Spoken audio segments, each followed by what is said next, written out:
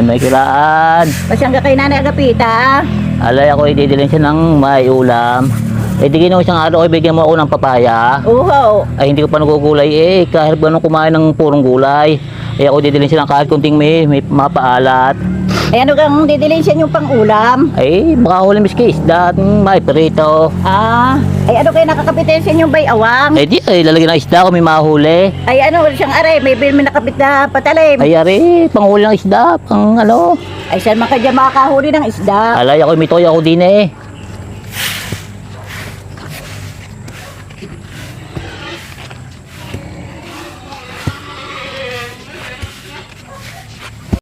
Nay, pasan daw na Agapita? Ay sabi maghanap daw ng pang-ulam eh. Ayun daw pang ulam? O ay sabi manghuhuli daw ng isda. Naluluko na yata yung matandang. Saan sila makakahuli ng isda dito? Ala, ay gaya na natanda na yata yung paurong na, ba itong matandang yun. Ay, hanip nga. Ima, itong muna yung mga wala tayong maigatong. Ala ka, init-init pa. Maya na laang. Mainit tayo, diklom na, may ulan na naman, wala na tayong maigatong. 2,000 years later.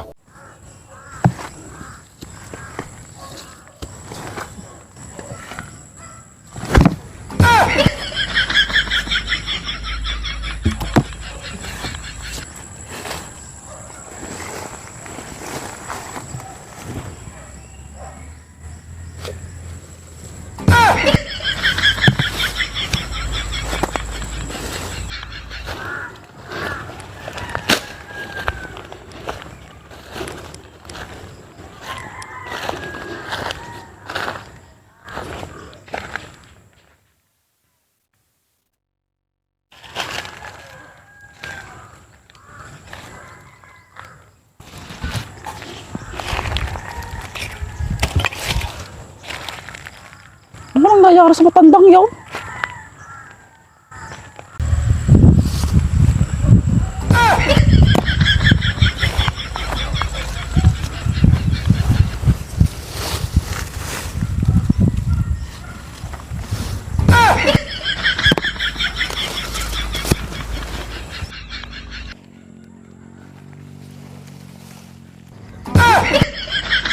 Ano ginagawa ng matandang yun? Hanip nga. Ay, yata nasisiraan na ng bahay.